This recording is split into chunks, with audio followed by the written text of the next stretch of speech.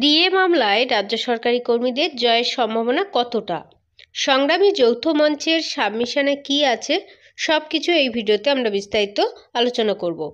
পশ্চিমবঙ্গ রাজ্য সরকারি কর্মীদের মহার্ঘ ভাতা অর্থাৎ ডিএ মামলায় এক নতুন মোড় নিয়েছে।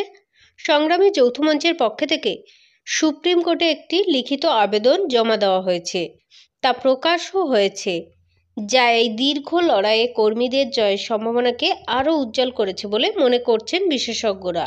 নতুন আবেদনে এমন কিছু যুক্তি ও তথ্য তুলে ধরা হয়েছে যা রাজ্য সরকারের অবস্থানকে দুর্বল করে দিতে পারে। লিখিত আবেদনে কি আছে? সংগ্রামী যৌথ মঞ্চের এই লিখিত আবেদনে মূলত কয়েকটি গুরুত্বপূর্ণ বিষয়ের উপর আলোকপাত করা হয়েছে। আবেদনটিতে জোর দিয়ে বলা হয়েছে যে ডিএ রাজ্য সরকারি কর্মীদের একটি আইনি অধিকার, সরকারের দয়া বা অনুদান নয়। All India consumer price index অনুযায়ী মূল্যবৃদ্ধির সাথে সামঞ্জস্য রেখে ডিএ প্রদান করতে সরকার আইনত বাধ্য। দ্বিতীয়ত, পশ্চিমবঙ্গ সরকারের নিজস্ব রোপা রুলস 2009 অনুযায়ী এআইসিপিআই এর ভিত্তিতে ডিএ নির্ধারিত হওয়ার কথা। রাজ্য সরকার নিজেই সেই নিয়ম লঙ্ঘন করেছে বলে আবেদনে উল্লেখ করা হয়েছে।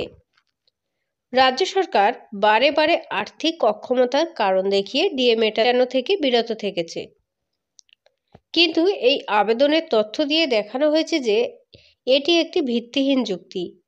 অন্যান্য অনেক রাজ্যের তুলনায় পশ্চিমবঙ্গের আর্থিক অবস্থা অনেকটাই ভালো এবং তাদের ডিএ প্রদানের হারও অনেকটা বেশি। কেরালা, মেঘালয়, সিকিমের মতো রাজ্যগুলির উদাহরণ দিয়ে দেখানো হয়েছে যে তারা নিয়মিতভাবে এবং কেন্দ্রীয় হারের কাছাকাছি ডিএ প্রদান করে। এমনকি কিছু ক্ষেত্রে তাদের পে কমিশন পশ্চিমবঙ্গের থেকেও উন্নত। আবেদনটিতে আরও বলা হয়েছে যে রাজ্য সরকার কর্মীদের মধ্যে বৈষম্য সৃষ্টি করছে।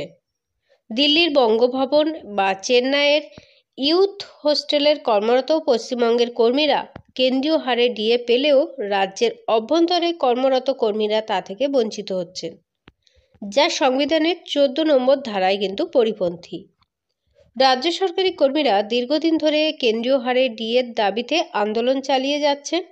কলকাতা হাইকোর্টের বিভিন্ন বেঞ্চে রাজ্য সরকার এই মামলার 6 বারেরও বেশি পরাজিত হয়েছে। বিশেষজ্ঞদের মতে এই নতুন আবেদনটি অত্যন্ত শক্তিশালী এবং এতে যে সমস্ত আইনি ও তত্ত্বভিত্তিক যুক্তি তুলে ধরা হয়েছে তা সুপ্রিম কোর্টে কর্মীদের পক্ষেই রায় আনতে পারে, এমনটাই আশা করা হচ্ছে। এখন সকলের নজর সুপ্রিম কোর্টের চূড়ান্ত রায়ের দিকে। অনেক ধন্যবাদ।